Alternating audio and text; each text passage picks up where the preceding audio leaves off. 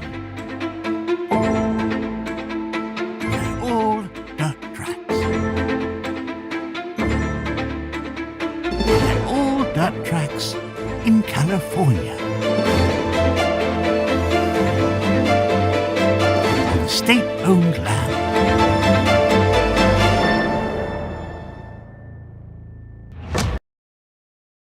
The following images were generated entirely from Adobe Firefly, an AI-based image creator.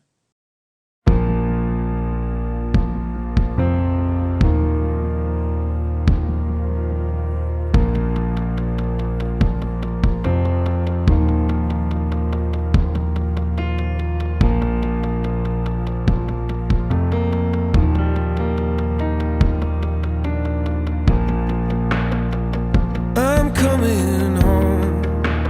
Oh, oh. I'm coming home. I wanna be home for the holidays, because home is only home when I'm with you. Home to you.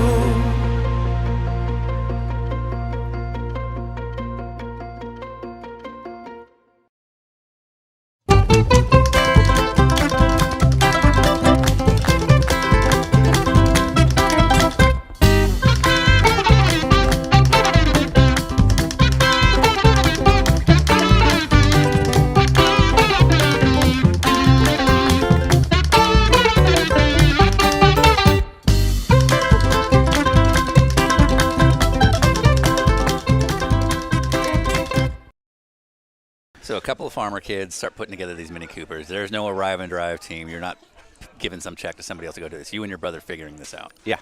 Where was Dad in all this? He was, he's farming. Yeah. It was the thing. By the time I was 13, Yeah. I did everything. Like, if I wanted to race, I had to make sure the car was ready. I remember one year I built my first engine, and it was like brand new. It had been honed, and obviously got new pistons, new rings, everything. My dad said, right, go and drive around for sort of half an hour or so, running in nice and slowly before we take it to the racetrack, running in. I went out, and basically, a minute later, the oil pressure light comes on. I was a bit, I'm 12, I've got no kind of idea, but there's a big light. So I came back, I said, Dad, look, the oil pressure light's on. He's like, oh my God.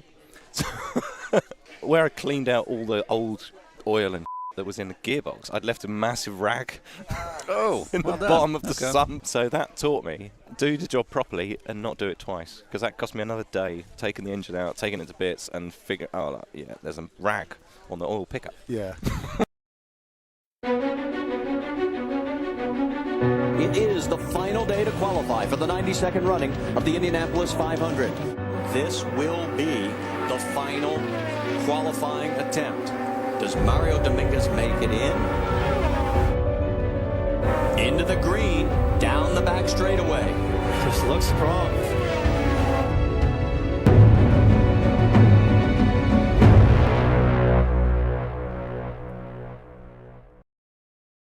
My grandfather, he was a farmer. Okay. And he decides to leave the farm. Back then, or still now, one of the biggest roads in Brazil is the road which connects São Paulo to the south. So he moves, and then he opens this restaurant where my grandma would cook. So he goes to this place near São Paulo. This middle ground. Yeah. He opens a restaurant, and he does the steak. Yeah. But he was analphabet. How do you say? He's analphabet. If you cannot write and read, how do you say? Illiterate? Literate. Yeah, illiterate, yeah. Illiterate, yeah. He could not take orders. Because he couldn't write, yeah. And then one day he decided to just put a buffet in the middle with the salad and give everything the same for everybody. Wow. Go on. So he created the system, which calls rodízio in Portuguese.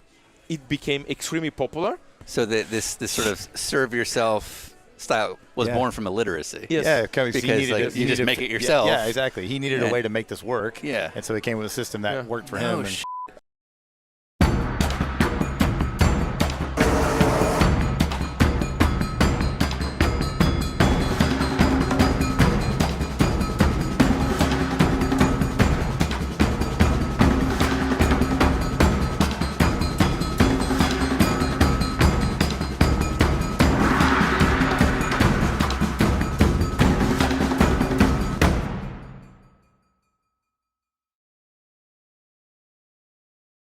you went through the Red Bull junior program. Oh yeah, completely. Yeah, so like you were tormented by Helmut Marko at some point in your life. Is Yeah. basically what we're saying. So when I met Dr. Marko, I was like, he looked at me. So, Philippe, you are too old. Nice to meet you. So, Philippe, on the Monday, when I get to my office, I ask my assistant to print the results of my drivers. And if you are in the top 3, you are okay. If I have to look down, my neck starts to some pain. And one time it's okay, but more than once it's not bad luck. It's incompetence. So my 4th race, Dr. Marko called me. Hey, Philippe, so this race here in Estoril, you need to go to the podium. Yeah, but this is the Formula 3. These guys are way too good. No. Now, you go there and you go to the podium. Yeah, but it's super hard. Yeah, no. You need to go to the podium, otherwise this is not your sport. Okay.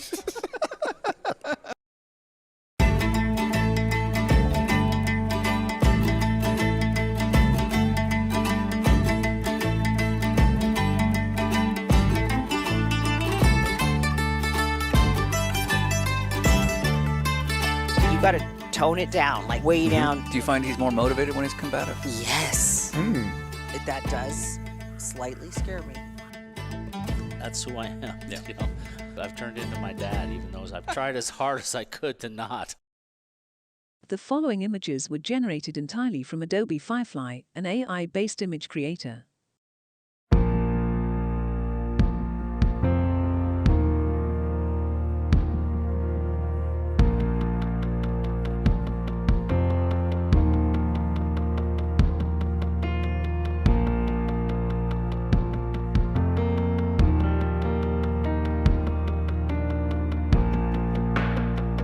I'm coming home. Oh, I'm coming home. I wanna be home for the holidays, because home is only home when I'm with you. Home to you.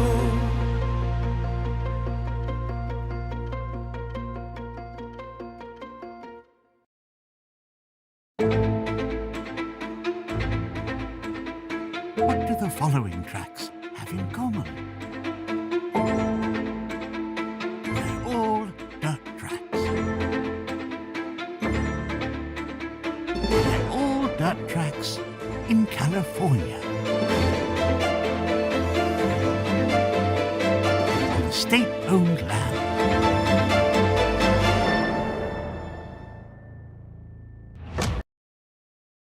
The following images were generated entirely from Adobe Firefly, an AI-based image creator.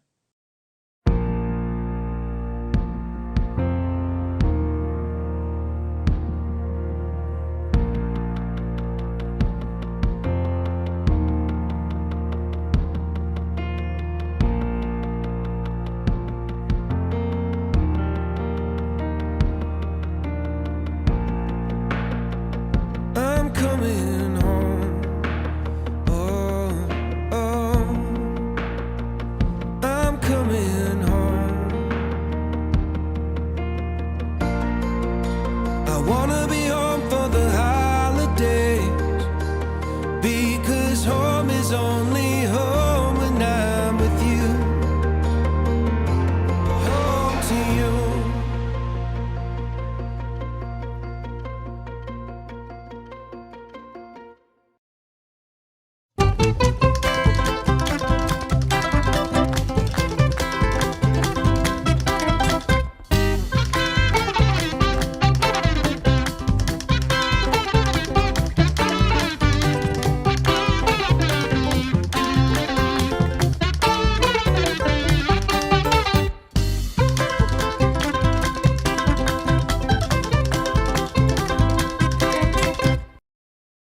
So a couple of farmer kids start putting together these Mini Coopers. There's no arrive and drive team. You're not giving some check to somebody else to go do this. You and your brother figuring this out. Yeah. Where was Dad in all this? He was, he's farming. Yeah. It was the thing. By the time I was 13, Yeah. I did everything. Like if I wanted to race, I had to make sure the car was ready. I remember one year I built my first engine, and it was like brand new. It had been honed, and obviously got new pistons, new rings, everything. My dad said, right, go and drive around for sort of half an hour or so, running in nice and slowly before we take it to the race track, running in. I went out, and basically, a minute later, the oil pressure light comes on. I was a bit, I'm 12, I've got no kind of idea, but there's a big light. So I came back, I said, Dad, look, the oil pressure light's on. He's like, oh my God. Where I cleaned out all the old oil and that was in the gearbox, I'd left a massive rag in the bottom of the sump. So that taught me, do the job properly and not do it twice. Because that cost me another day, taking the engine out, taking it to bits and figure, there's a rag on the oil pickup. Yeah. It is the final day to qualify for the 92nd running of the Indianapolis 500. This will be the final qualifying attempt. Does Mario Dominguez make it in?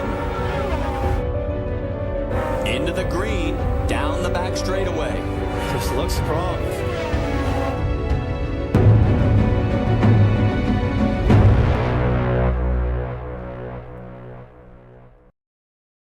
My grandfather, he was a farmer. Okay. And he decides to leave the farm. Back then, or still now, one of the biggest roads in Brazil is the road which connects São Paulo to the south. So he moves, and then he opens this restaurant where my grandma would cook. So he goes to this place near São Paulo. This middle ground. Yeah. He opens a restaurant, and he does the steak. Yeah. But he was analphabet. How do you say? It's analphabet. If you cannot write and read, how do you say? Illiterate? Literate. Yeah, illiterate, yeah. Illiterate, yeah. He could not take orders. Because he couldn't write, yeah. And then one day he decided to just put a buffet in the middle with the salad and give everything the same for everybody. Wow. Go on. So he created the system, which calls rodízio in Portuguese. It became extremely popular. So this sort of serve yourself style was born from illiteracy. Yes. Yeah, because you just make it yourself. Yeah, exactly. He needed a way to make this work. Yeah. And so he came with a system that worked for him.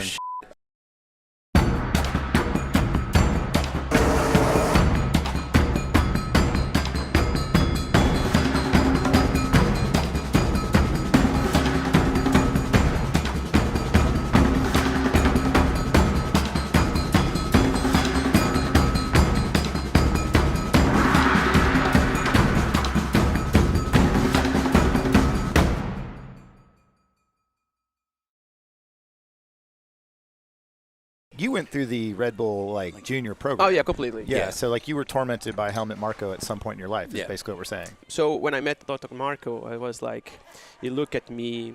So, Felipe, you are too old.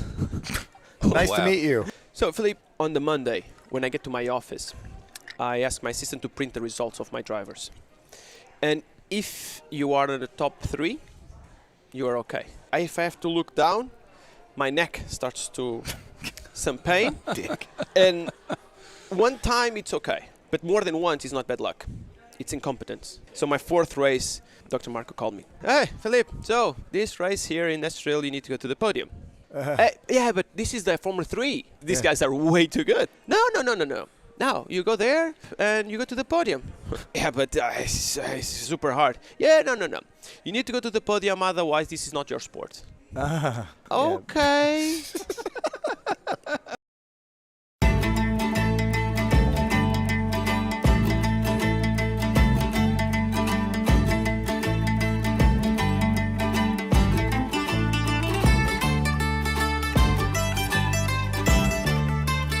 You got to tone it down, way down. Do you find he's more motivated when he's combative? Yes. That does slightly scare me. That's who I am. Yeah. I've turned into my dad, even though I've tried as hard as I could to not.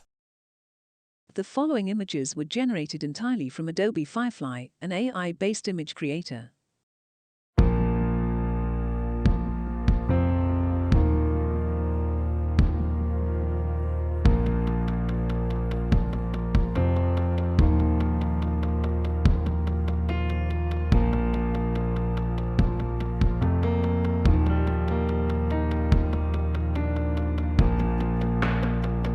I'm coming home.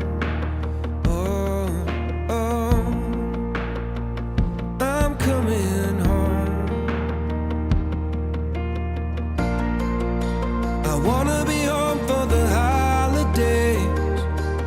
Because home is only home when I'm with you.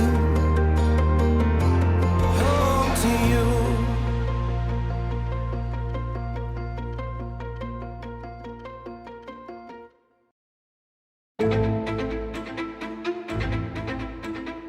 What do the following tracks have in common?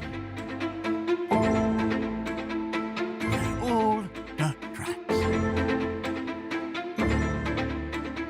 They're all dirt tracks in California. On state-owned land.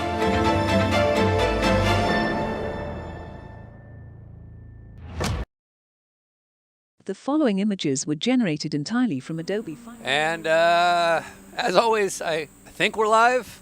We'll find Sure. out. But yeah, anyway, yeah, let's just say we're live, and if we're wrong, because what else is new? But hey, it's Thursday Night Blunder. It's the World Final. Yeah, we're still doing this thing. We've got a big race tonight here at Daytona International Raceway, which is obviously a staple in the motorsports world. It's a big deal for road racing, but tonight we are not road racing. Sean, what are we doing? Tonight we are oval racing, but we're oval racing in something very specific to, of course, our Thursday Night Blunder series, where we love to take cars and tracks that maybe shouldn't mix. We are running, well, they're stock cars, so they are stock cars at Daytona, but they are mini stocks. And I would be lying if I said I was an expert on what mini stocks are in the grand scheme of oval track racing. But basically, these are very, very low-powered, very affordable, lightweight stock cars that I think are meant for sort of entry-level people trying to do it. They're not meant to run at giant super speedways. And, Right. Jacob Campbell, who's basically been running our series for the last couple of years, we leave it to him to make all the big decisions on where our race is and where our final should be.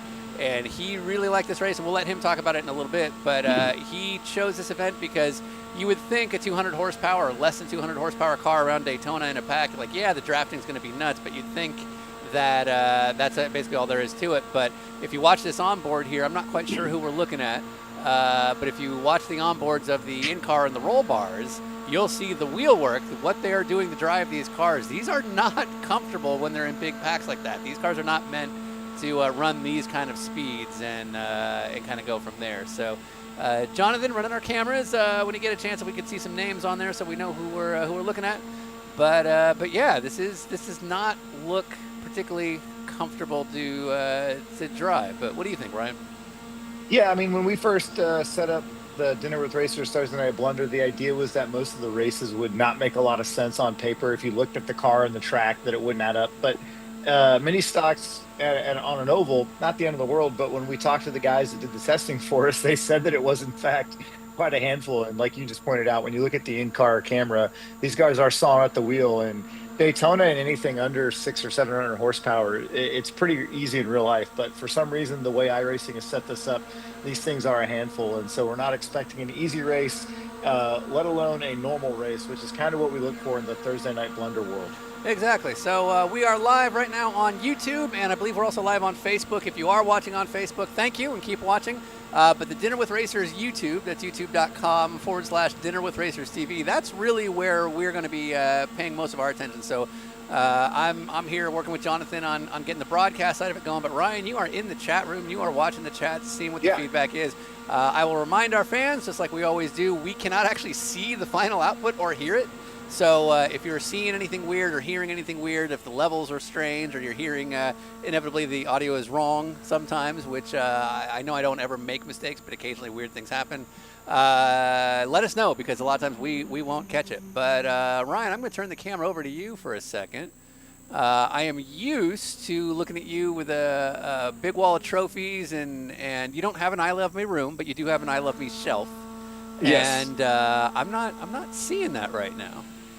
No, I am in Lisbon, Portugal right now, and I'll be in Portugal for the rest of the week. I'm here on a little vacation trip with a former teammate of both you and I, and our guest host this evening, Jason Myers, who has a place here. And so we're spending a week just sightseeing and checking out everything Portugal has to offer. I spent the last roughly 12 hours, almost 15 hours in Portugal, and so far it's been absolutely awesome. They don't have a desk in this room. They just have this little tiny table next to the window. But since it's pitch black out, I got the drapes closed. So it is 12:35 in the morning. I don't really know physically what time it is. So it's not uncommon for me to feel that way at Daytona during a lot of racing in our career. But more importantly, we're going to have a lot of fun tonight. I'm really stoked about some of our guests. We have a great guest host, longtime friend of ours. We also have some pretty special guest drivers who I've already seen working the wheel behind their race car. So I'm really excited about that too. Yeah, it should be quite a lineup today. We're trying to pull all the stops. Obviously, we're not as involved in the Thursday Night Blunder series like we used to be. Jacob's done a fantastic job getting the series running, but these final events like we do every year, these are something we always look forward to. We got episodes going out previously. We've got episodes coming out extremely soon, I should say. So it's a big month for us in the Dinner with Racers world. But this Thursday Night Blunder World Final and declaring who the World Final World Champion will be is always a big part of our year-end adventure. Should we introduce some guests? Yeah, I think so. All right. Well, one of my favorite things people do is say this guest needs no introduction, and then they proceed to introduce him. Right. So let's just say let's do it the way you should do it if you're following the English language. This guest, our co-host, our guest host, needs no introduction. Hi. How are you? I'm good. Good. I'm actually really stoked for this because a little tidbit. I did the 2001 Goodies Dash Series race at Daytona, and this is giving me those vibes. So I'm looking forward to it. Those cars were actually a handful and a big pain in the butt and had a tiny bit more horsepower than this, but it was a very similar looking kind of deal, and this looks like it'll be pretty entertaining tonight. Exactly. So you ran the Goodies Dash Series, we'll say 5 years ago, 10 years ago, and or add a little. But so what were the Goodies Dash cars like? Because you say it takes you back. I don't know a whole lot about how the equivalent to today's racing. The Goodies Dash car is sort of like a 3/4 size cup car. In reality, probably proportionately extremely close to the size of these cars, and they probably, with the restrictor plate on them, had maybe 250 horsepower or something like that. You know, they ran a big group of tracks, including Charlotte and a bunch of short tracks and whatnot. But their big race of the year was Daytona. I had just ran my first ever Daytona 2 weeks prior and was down doing some short track testing and met a guy named Doc Brewer who told me he had a backup car that he'd be willing to put in the race if I'd stay down for another few days. And I did a really last second application for my NASCAR license, and Brett Bodine was like, "You've never even driven a stock car." I'm like, "I'm at New Smyrna right now driving a late model." And he's like, "That's different than Daytona." And I'm like, "Well, I was at Daytona 2 weeks ago at 3 a.m. in the pouring rain in a prototype, driving around 20 miles an hour faster than what we're going to be going in these cars." And he talked it over with the rest of the people there, and they decided to let me in. So it was an absolute rip. Got in a fight in the medical center. So that was cool. Nice. Somehow that adds up. Yeah. And what? Yeah. What do? I don't remember this. So yeah, it was Wait, no, you can't just leave it. How did go? Proceed. Okay, so it's me, and I don't remember the dude's name. He was in the Napa car. Yeah. And I was in the Oberto beef jerky, ironically enough. Number 12. Yeah. Now, did you have your belief system that you have today with that car? A little, yeah, slightly different. It's weird looking at those pictures, but Larry was the car owner for the car. Yeah. Larry Oberto was the car owner for the car that we won Daytona with 2 weeks prior. And since I got this ride for free and we had stuff left over down there, I said, "Hey man, just ship me some stickers and we'll make this happen and make the car look cool." And we put that together, and we were running inside the top 10 about 2/3 of the way through the race, and I was involved in a wreck that apparently the Napa guy blamed me for, but he had his head up his ass. But he went barrel rolling down the banking in the middle of NASCAR 3 and 4. Oh, wow. This is February 11, 2001. Oh, wow. Okay. 7 days before Dale's wreck. Yeah. And in the same corner, same spot. And it turned into quite a multi-car pileup. And I had whiplash. And I was in the infield care center, and this dude in a Napa suit sticks his head around the curtain. And he goes, "You all right?" And I'm like, "Yeah." And he's like, "You ain't gonna be when you get out of here." Pulled him back, and I was like, "Who the hell was that idiot?" Yeah. And I finally figured that out, and we had words, and we squashed it, but it was all good. It was a very fun introduction to NASCAR for me on my birthday. 2001. Nice. Yeah. All right. Well, that's that is an Andy Lally introductory story if ever I've heard of one. So needs no introduction. Once again, we'll remind all of our fans on especially on the Dinner with Racers YouTube, if there's questions you've got for Andy, for Ryan, for myself, or some of our in-car guests, commentators, we welcome everybody to give all the questions and all the feedback they've got. But let's learn a little bit more about this series, because this is the final race of the year. We've been going all year. Ryan and I have not been that involved, but the gentleman behind spearheading this whole effort is none other than Jacob Campbell. So Jacob, if you're around, let's bring you on here and just kind of get a taste of what we're in for today. Oh, well, let me finish crashing here, and then I'll... oh, yep. Nicely done. So, sorry, Sean, what was your question? So what are we in for today? Oh, I think we are in for a great race. These cars are an absolute blast to drive in a pack together. So I think it's going to be a lot of fun. A big group of 30 or 35 of these cars together, I think it's going to be a good show. Now, when we were talking about what the final was going to be, we left it in your hands. You've done a fantastic job all year. But when I heard kind of low horsepower cars running around the big oval, all I could think was like, that might be kind of a little too easy and a little too dull. But you reassured me these cars, when you get in these big packs, are not as comfortable as you might think. Yeah, they are. I don't know what about them, but they are unstable, and they move around on you quite a bit, and they're a little slow to react, so you can't kind of knife your way through a pack. You really have to kind of plan your moves out ahead, so it makes it quite an interesting battle. Nice. So, cool. Well, thank you for all year. So what do we have in store for today, just in terms of Justin Parcher's coming in as our series champion. You've got a small little advantage you've got going into the race. So tell us about who's who here. All right, so Justin's our series champion for the year, and he's going to get a few little bonuses for being our series champion, including a black flag clear, and he can call out a snipe in the first half of the race or so. I also get a black flag clear for taking care of the snipe that was called out in the broadcast last week. So. Exactly. So Andy, I don't know if you followed that, but basically, Jacob Campbell, who's done a great job all year to win the championship, in the first half of the race, the first 20 laps, we'll say, he can do something illegal to gain him 10 seconds or less of an advantage.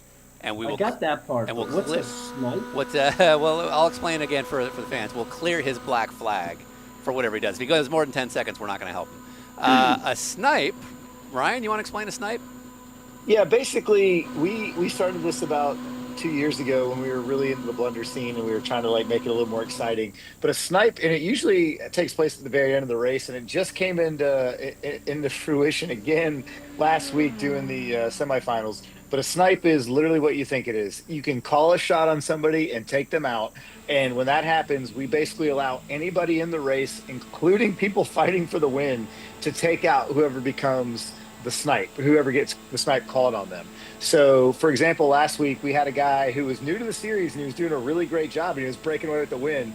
And we were using ramps, the GTP ramp Nissans, to be involved in the race. Jacob Campbell, who was acting as a ramp, who was not racing in the trucks, heard the snipe, took the call, ran down the jumpy truck, and took the jumpy truck out of the win. And it was a beautiful, glorious thing. And so when we call snipe, sometimes it's a fan engaged thing that we allow someone in the chat room to decide who gets it, or as a unanimous vote, and then sometimes it's in the race. And so the snipe is a lot of fun, and it really does mean that nobody is safe and has a chance to win, even when they think they do. Exactly. So Jacob Campbell, by virtue of being series champion in the first 20 laps, can call out a snipe if somebody pisses him off. It doesn't necessarily guarantee that person is going to end up being crashed, but at least it gives our other drivers an opportunity to do it. Clearly.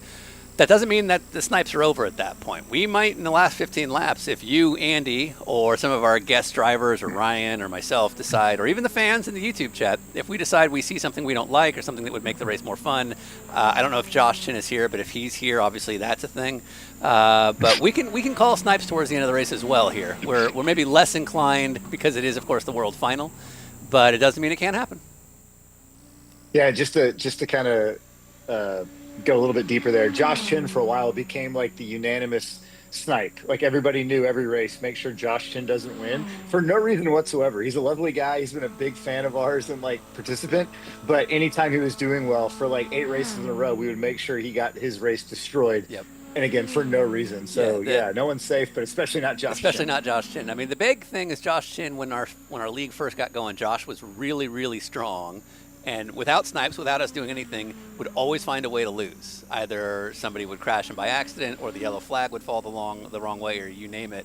And it hit a point where it was almost comical how he didn't win races. And then we decided this has to be the thing. He's now not allowed to win. And so now we've made a big proactive effort to make sure that Chin can't win.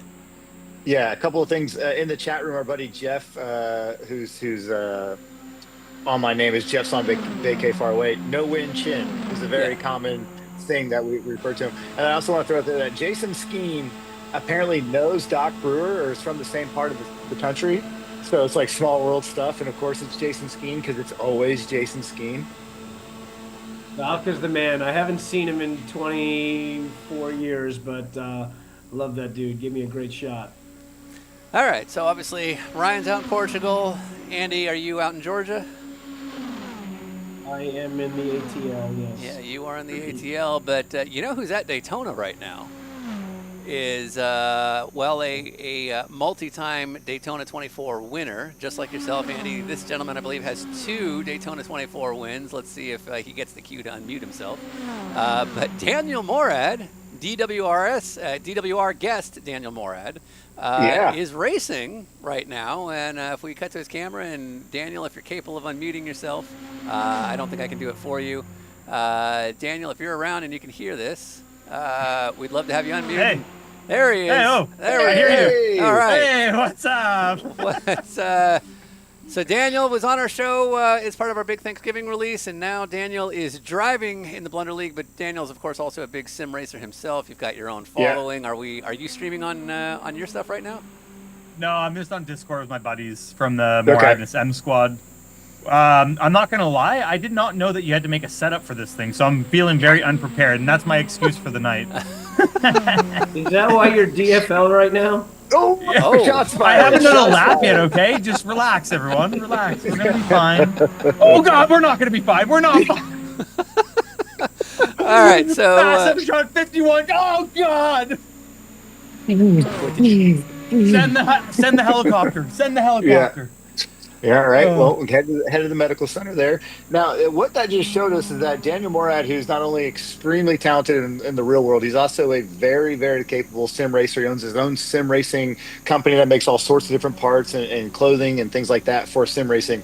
He's actually struggling to hang on to this thing, and this is a low horsepower stock car at a major super speedway. So if a guy like him is hanging on to it for dear life and having an issue, this isn't going to be a straight shooter, no problem, pack race.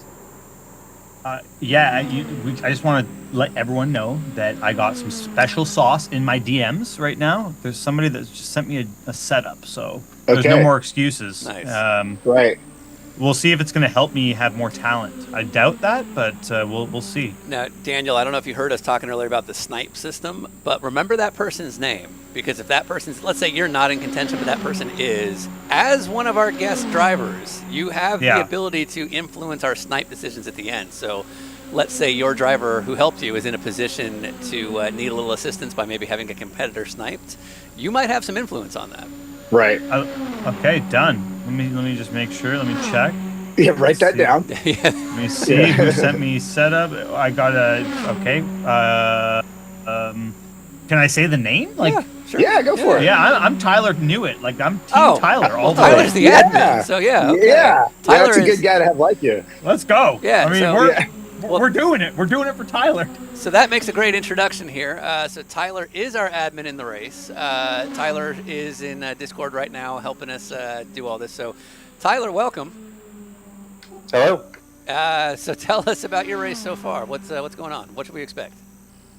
Well, I spent a few minutes working on a setup the other day, and I think it's pretty good. So I'm here to race, I'm here to win, and I'm here to officiate. And I don't personally think that's a conflict of interest. None. Zero. Andy, how do you feel about that? You deal with race control a lot. Yeah, I've been in race control a lot this year. They don't let me even go out and test the cars anymore. I've had a couple of requests for shakedowns, and but yeah, no, I'm all for it. I think tonight's the night for those such antics, and yeah, officiating and driving is okay. Totally Good. Cool. I'm glad we've got your approval. So, yeah. All right. Well, speaking of changes in the racing action here, so practice is now officially over. Now we are going into a 10-minute open qualifying session. Andy, you've done a few oval races in your day. Have you heard of an open qualifying session before in oval racing?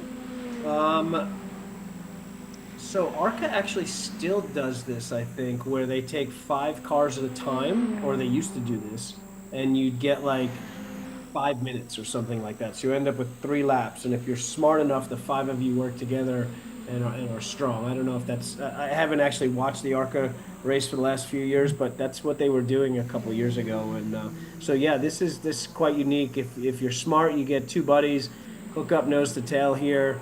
Not even 2 buddies, just any 2 quick cars that you think are going to be good, and that's going to be a heck of a lot faster than going out all by yourself and trying to throw down a lap here. But we say that with an asterisk because this is, of course, DWR. This is Thursday Night Blunder. Jacob, what is the big asterisk on qualifying right now? You can't bump draft because iRacing will give you a penalty point and it'll delete your lap. So you can't touch anybody or the walls or cut the course for your whole lap. Because does that mean stay above the yellow line? I don't know if it'll get I know you can cut down through the tri-oval and it won't give you a penalty, but I've not tried to cut through. It's a little harder to do in the flat and the corners. Yeah. But then the other part of that, Jacob, is what happens if you're fastest? Are you starting first? You are not. You're going to start about 17th. Right. We are inverting the top 17. So you still want to be fast because you don't want to be 18th or below. But qualifying exactly 17th is the prime position to be in. That's Yeah. How did you come up with 17? That's about half of. I figured if we did about half, that would mean you at least have to set a lap time. So I was just scrolling down because the times were kind of hard to read on the screen that I'm looking at here. It looked like it was right about 16 to 20 that were all within about 0.6 of a second there. It was all, it was a super high 54 and then a bunch of low to mid 55s there in practice. Obviously a little slower now that we're not bump drafting or anything, and this is super early here, but so yeah, you're gonna have to try to throw one in without maybe the clean lap without a draft is the right way to go here. Yeah, we'll just have to find out and see. Ryan, what's going on in the chat?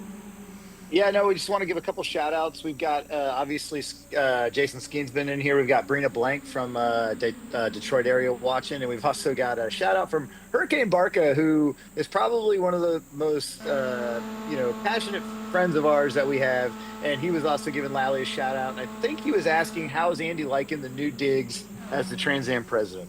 Ooh, great question. We got about 6 minutes left. Yeah, great question. Great question. It's been What else is going on in the chat, Ryan? Yeah, but also that's all we got. Come on. Yeah, we got people watching from all over the United States. It's honestly, it's a total pain in the ass. I can appreciate the officials that I've given a bunch of junk to over the years now. I was still right most of the time, but I still appreciate them a little bit more. And I love the series. I really do respect and love most of the team owners and drivers that are in the deal, but God, what a pain in the ass. They know it. This isn't some surprise. There's not going to be a press release tomorrow. Like, they all know my feelings. I'm relatively unfiltered, and they know when I'm frustrated with them or happy with them. So, but I honestly love the series as far as the cars. The cars is such an awesome training ground for our deal here. I'm trying to push. We don't have a TA2 car in iRacing. So you guys need to please send in some emails to those in charge and tell them you need TA2 cars in, because I'd love to be able to announce something in 2026 that we're going to put something together and maybe even start our own league and start a deal here. So I just need to get a TA2 car into the series, because there's so many young people running it that it's super applicable, and we get a good setup in there. It'd be a great way for our young guys to get some good track time. Yeah, speaking of a couple of young guys, we've got one of the Tobo twins racing this evening who has done some Trans Am 2 stuff, and also I believe you worked with in the GR Cup Series last year. Currently sitting about 3.8 seconds off the pace, so I don't know if he's gotten a clean lap in yet as we're coming up on the halfway mark of qualifying. But I also want to point out that currently Daytona 24-hour winning, multi-race winning Daniel Morad is currently on the pole by 0.043 tenths of a second. So he's showing his iRacing prowess immediately in qualifying here. Daniel, how's it going over there if you have the capacity to unmute yourself? Give him a minute here. How many cars do we have in this field? Because I'm seeing the top 25 listed. So how's it going, Daniel? I almost crashed trying to unmute myself, but aside from that, pretty good. I mean, I told you guys not to panic. It's going to be fine. I just stole like 4 slipstreams off of other people, and Tyler's setup is pretty good, obviously. You can clearly see that. All right, so you are... So it sounds like an admin of the series helped you put a setup on. Now you're on pole. Is this... I mean, are we going back to the heydays of IMSA with Andy Evans here? Yeah, that's all it takes. Just some secret sauce. Nice. Now, do you know... Did you hear the... now, do you know about the invert? Because right now you're on your way to P17. Oh, that's just part of the plan. Okay, gotcha. Yeah, the best races are usually when you start right in the middle of the pack. Hey, and I see Tobo bumped up to P7 here. Is that Jackson or Ethan? It's Jackson. All right. Yeah. Good stuff. That's a talented pair of brothers right there. Yeah. Looking forward to them coming in the series. Nice. They gotta get off the gas pedal here, fall farther down the deal to start better. And, is there a prize for pole, even though you get bumped down to 17th? Well, track position obviously here is going to be important. Right. Well, that's what I'm saying though, is you're going to invert that. So like, if you're like, is there a prize for Morad going fast right now and getting the pole? Does he get to snipe somebody, or no? Daniel gets the pride of being on Dinner with Racers and Thursday Night Blunder. That's exactly it. Yeah. So I get the most unintelligent driver award. For notice how we all went silent properly. We all went silent. Like, Dan, I thought I had that. Let's see. Speaking of guests, we did have somebody join our Zoom, but they're not identified. I have a 19094. Sean, I think Ernie's in the waiting room. That is Bailey. I believe so. Sorry, I don't know why. Is that Bailey? My Okay, name. that's what. So I was seeing if that was. So that's Bailey. He's here. Yes. Okay, so Bailey Cole is here. Off-road legend Bailey Cole. I am very sorry for being driver. late. Southern California traffic. Yeah. Oh, yeah. So Bailey was with Ryan and I in all the off-road stuff we did at Baja. Yes. He was driving the Ranger Raptor. We'll let our documentary in a few months tell the story. But Bailey, you had an adventurous day. We'll just leave it at that. Yes. But you've been doing a lot of different off-road things over the years. You won a championship last year, I believe, in one of the short course categories, correct? I won in stock class. Stock class, okay. So racing the 4600 Bronco. Nice. Yeah, 2021 Bronco. And how does that translate to these mini stocks right now? Well, I'm not in the server quite yet, trying to figure out how to join, so it's going to go great. I'm sure of it. All right. Well, you got a couple minutes before the race goes green here, so hopefully we can get you in because we'd love to get you. So you're going to be basically getting in this car for our big final, sight unseen, no practice laps. Correct. Back of the pack, just go for it. Yes. Awesome. That's what I we love want to it. see. I Yeah, love it. All for it. Yeah. Well, if it's Yeah. inverted, technically, shouldn't I start first? No, we're only inverting the top 17, so you'll be in the back. But that's okay. Okay. Yeah. No, that's perfect. Then. Yeah. That's exactly where I want to be. Exactly. Catch everybody off guard. So we're so excited to have Bailey here. We had Jack Mildwaters here last week, guys. You remember that really awesome Australian guy that we had join us? Jack runs in that same group with Bailey when they do a bunch of off-roading stuff together with Jack's partner Amy, and we just spent a lot of time with him at the Baja 1000. And as I wrote in the chat room, Bailey Cole is my new favorite race car driver. We're so stoked to have him here. We also have Ernie Francis Jr., who's a multi-time Trans Am champion, sports car racing legend already. He's currently sitting P11th. So we've got a lot of people, and I also want to give a shout out to Rene Badia Jr., who is one of the transport drivers for Multimatic as well as other teams. He's currently sitting P20, so he's got a great run going already. But we have a bunch of real racers in the group, and I'm really stoked about it. now, did I hear right that he's in the Discord, Ernie? I think I'm going to bring Ernie in right now. Okay, we'll bring him in now. But hey, qualifying is over. We'll see the results in a second. Should we? I feel like we need to have a moment here, right? Should we have the national anthem? Yeah, absolutely. I gotta get it queued up first. Andy, are you familiar with the national anthem? Good answer. Yeah, he's not even there. It's just a blank screen. All right, stand by. Let's take a quick break. We'll have the hold on, a little technical issue. Who's on pole? Justin Parcher's on pole. That's awesome. Yeah. All right, 1 second. We'll be right back. No, we won't. Now we will be. Okay.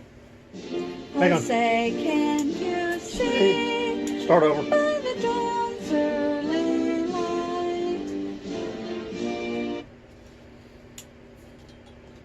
Okay, we got the dawn's early light on now? Yep.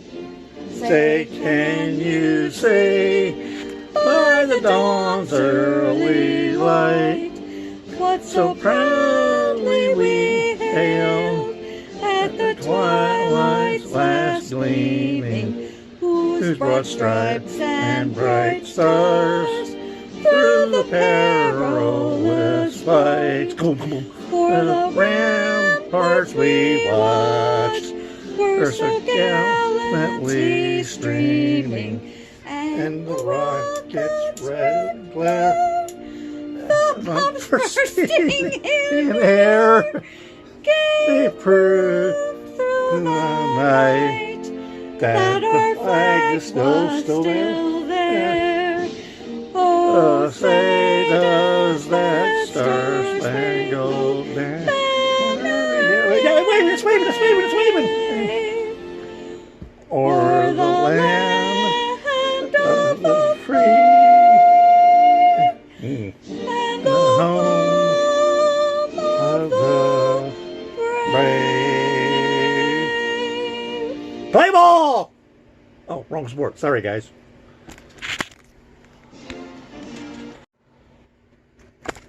Okay. All right, we are back. We are rolling out for our start to the race. Justin Parcher on pole, followed by Ryan Bradley. Tyler Newitt, our race official, in third. No conflict there. James Nelson, Art Reimer, and then special guest. We may as well bring him on now if you've got a chance. Actually, no, let's wait for the green flag. But we have another special guest in sixth, Ernie Francis Jr. And Ernie, we'll talk to you once we get through the start here. But how you feeling, Ryan?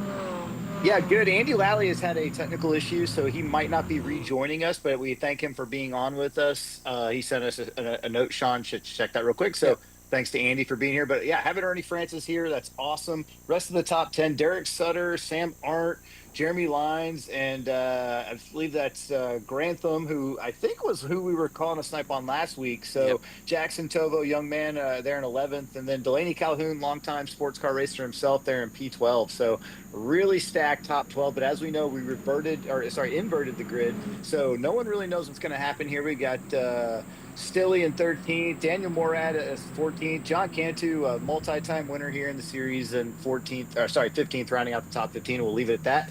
But a lot of regulars we're seeing there: Kenneth Parcher, Jacob Campbell, as well as Michael Rennick. all in the top 20. This race is very much wide open. Anybody has a chance. So I'm really excited about it. It should be cool. Unfortunately, Bailey Cole, who I believe is still on our call, could not get into the session in time. But Bailey, if you want, you can be our, while Andy has to step out for a bit, if you want to be our guest commentator, you're welcome to join us in the booth here. Yeah, no, that sounds great to me. All right. All right. We're about to go green here. And we'll just see what happens here. We'll crank it up. And we'll remind you, Justin Parcher does have, for the first 20 laps, a free black flag clearing of up to 10 seconds. Yeah, and we are a green flag here. Spread out more than I expected at that green. Sean, what are you seeing here? Well, it's tough to see. I don't know all the paint jobs by heart here, so it's tough to see without names. But once we get the names up, we'll have a better idea of things. So Justin Parcher, our series champion, is in the lead. So I don't know if he jumped to start, but he's allowed to do that because he just has to stay within 10 seconds of an advantage. And Tyler Newitt, our admin, will clear that black flag. And Justin will also, if he wants, in the first 20 laps, we get a free snipe. So Justin is well on his way. When it comes to track position, Andy would be the best guy to speak about this. But what would you want in the way of track position, Ryan? Yeah, I mean, obviously, if you've ever watched any super speedway racing, leading before the end is not a great thing. You want to be able to draft, as we see. It looks like we've had a little bit of an issue there in the back of the field. We got a lot of cars off. Oh, we've already got yeah, some cars going super fast here as well. It looks like Lawless was down the bottom. Joey Atterbury, ex-pro racer himself, seemingly having some issues here. But Tyler Newitt has now picked up the lead ahead of Justin Parcher. Justin Parcher, I got to tell you, obviously he is our full season champion, but he showed up today to play because that Continental Tire livery is exactly what we're looking for to keep our sponsors happy. And we are watching a replay of Daniel Morad here. So Daniel, let's have you unmute yourself because it looks like you are caught up in a little bit of excitement here. Oh, yep, right there. That's Daniel in 69. Yeah, big excitement. Yeah, he's barely hanging on to his car. Looks like he's going to lose it back down to the apron, into the grass once again. So it is not easy for an experienced pro like himself to hang on to these things. So how was that start for you, Daniel? Now he's jumping back and forth from mute, so it's tough. Yeah, he's also got his, he's talking to some of his guys, probably working with spotter as well. As you know, at Daytona, it's a big deal. But young Jackson Tovo now sitting right on the bumper, taking the lead at the start-finish line. So this kid showing up in his second week with us and leading the pack once again. All right, we are well underway here. That is Ryan Bradley we are running on board with. We've now basically split into two columns. Now, basically, it seems like we've kind of got a runaway pack in the top six. Now, Ryan, knowing the way these races go, would you be too worried if you were not part of that top six right now? Not necessarily, because if we've learned anything in Thursday Night Blunder, it's never over until the very end, and we still are going to have most likely debris because, as we know, these cars, as fast as they are going on the oval, they're not meant for these high speeds. These are short track stock cars. So when they start going this fast, that hand-beaten aluminum that they've been working on in their small garages with hammers all weekend, it can come loose, it can find its way onto the racetrack, and that's certainly going to cause a yellow. Exactly. So also in our race, one of our in-race commentators, we promised Ernie Francis Jr. So Ernie, if you hear this, let's have you unmute yourself for a second. Ernie is in the middle of this pack. He's getting his first taste of Thursday Night Blunder. I don't think he's ever done a race like this before. Ernie, if you're around, tell us about your adventure so far. So far, been pretty smooth. I'm just trying to stay in this pack and keep my car clean, at least for the most part. See what happens as we get later on in this race. But, so you for now, just trying to save some fuel and keep my car in one piece. As I say that, we're about to start wrecking. Nice. Now you full on like applied to the league. You didn't write myself or Andy or some of the guys you know here. You just seemed like you wanted to be part of this. What brought you to the series? Yeah, it popped up on my Instagram feed, and I saw it, and I was like, oh, I should join that. And yeah, sent in an application for it, and here I am. Yeah, and we had to look you up because, of course, we've never heard of you. But somehow, right. somehow we I'm got glad I made the cut. Yeah, glad somehow. I made the cut. Yeah, somehow. we actually reached out to Andy Lally. We made sure he approves you since he's got a lot of Trans Am influence, as do you, so it all worked out in the end. Gotcha. I'm glad he was okay with it. Yeah, you're currently sitting P3 here behind our admin Tyler Newitt and Justin Parcher, our full season champions. So you're running with some pretty experienced Thursday Night Blunder drivers. You yourself, no stranger to winning. How's it looking up front up there? Is there a decent gap out back? Yeah, it seems like we have a pretty decent gap to the guys behind. Just trying to... Oh, and that just happened.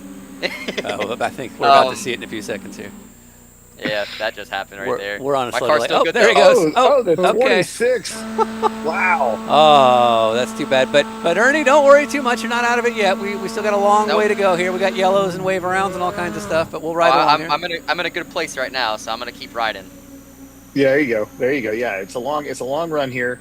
Now, looks like we've had quite a few good liveries show up to the race. I don't recognize some of these cars, so that might not work out in the wave round process. As we see, the 26 got into the 3 there, 3 all over the place. Jackson Tovo, who, like we said last week, had a great debut in Thursday Night Blunder, but not having a great run here. And Sean, as you pointed out, long way to go still. Exactly. And Ernie, if you want, you can go back to mute for a little bit while we kind of roll through the field. Alrighty. All right, we are 6 laps into a 35-lap race. You know, it's tough to say how these races are going to unfold, but Ryan, I don't know. I wouldn't be surprised if we saw at least 2 yellows during this race. You never know, but I would definitely imagine 2 yellows are going to be the thing here.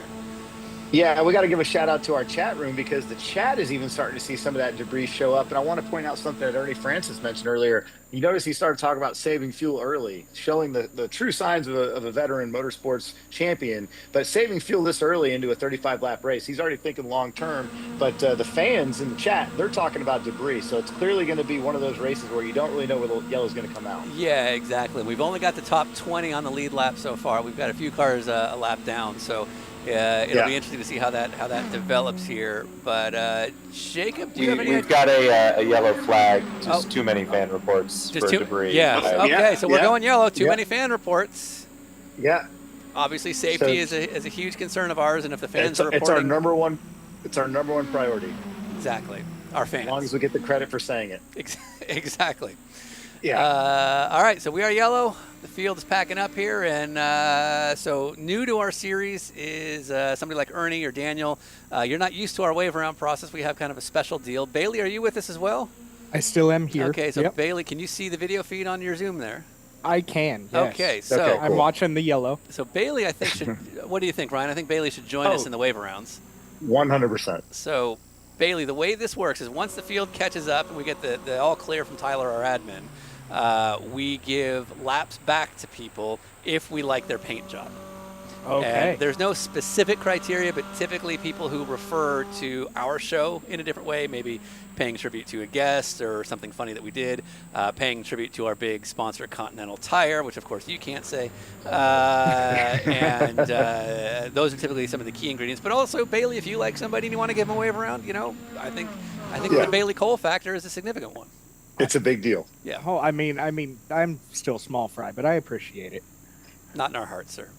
No, we will not accept that answer. Okay, so what some of the things we look for if we're not sure who the guest is or the driver, if their car has some of our sponsors or at least something that has to do with our show, that's an immediate wave around. But if they don't have something, and sometimes iRacing won't load the livery correctly, or they just didn't know about that rule, if it's a cool enough paint job, we'll let them through. And I just saw what I thought was a City Chevrolet throwback, which I know your buddy Jack had an off-road truck that was painted up like that. We talked about that down in Baja. To me, immediately, I'm thinking they get a wave around if they need one. So it's going to come down to that. I think so as well. It's basically the Cole Trickle paint job. Right. It's pretty solid. And you guys share a namesake. So, but we'll wait till Tyler gives us the all clear to start going, or Jacob. Excuse me, Jonathan. Once Jonathan or who's running our cameras or Tyler say you guys are good. So Tyler, let us know when you're good, and we'll start going through it here. Yeah, once we pass the pit lane here, I think we'll be ready. Copy that. So we'll get going. So from what I can see, it looks like we've got 5 or 6 cars that are lapped down. And Tyler, once you're good, so we'll start with Sam Arndt, who's in, I believe that is car 67. That's a Swiss Miss livery. It's cool. I mean, it's Swiss Miss. Personally, it has jegs on it, which I'm a big fan of. Oh, you do like the jegs? I mean, just personally, but sure. You know, I would say that's a solid car. It's okay. Number 67. Merry Christmas. All right. So I would say early Christmas present for him. Sam Arndt in the 67 is going to get a lap back. Wave around for Sam Arndt in the number 67. We'll move on to the next car here. Looks like Jackson Tovo is a lap down. Right now we have nothing on our feed, so I'm not quite sure what's going on. Hold on for technical difficulties. Yeah, we had JT Tammy in the chat room was saying to refresh training paints. I don't know if that's for us or if that's just in general. Yeah, so that's probably a no for Jonathan, but Okay. might be a little late. Do Certainly that. not in this process. I'll do that after we go through these. So Jackson Tovo in the just plain blue number 3. Now he's new to the series. He only joined us for the first time last week. He's filling in for Will Rogers this week, who couldn't make it. So I don't know. I like Jackson. He's obviously a young up-and-coming racer himself, but at the same time, what do you think? I have a feeling that this didn't load. Okay. You think so? Bailey, what do you think? Yeah, because I mean, it's early in the race. All and right. If he's a good dude. He's a good dude. All right, Yeah. number 3. Yeah. Jackson Tovo, number 3, is going to get a wave around. Jackson Tovo, number 3, is going to get a wave around. And we will move on to, I believe, Zach Perry. So it looks like we may be missing a few loadings. We may. I think we are. Yeah, so maybe. Could be our trading paints. Yeah, it could be our trading paints. Is kind of what we're going. So we have a host feed coming from the folks switching our cameras. Jonathan doing a great job. So maybe we do this. Why don't we, Tyler, if you don't mind, do you think we can extend the yellow for a minute? Sure thing. Okay, why don't we do this? Why don't we, we'll take a quick break. Let's see what great videos we have in store here. Do you want to just have some patriotism? Should we just tribute America again? Yeah, and then we'll explain what it is maybe because a lot of people are asking about decal. What is this? Okay. Well, let's we can't have too much America, so let's do this for America, and we'll be right back. Okay. Hang on. Say, can you see? Start over. By the dawn's early light. Okay, we got the dawn's early light on now? Yep. Say, can you see?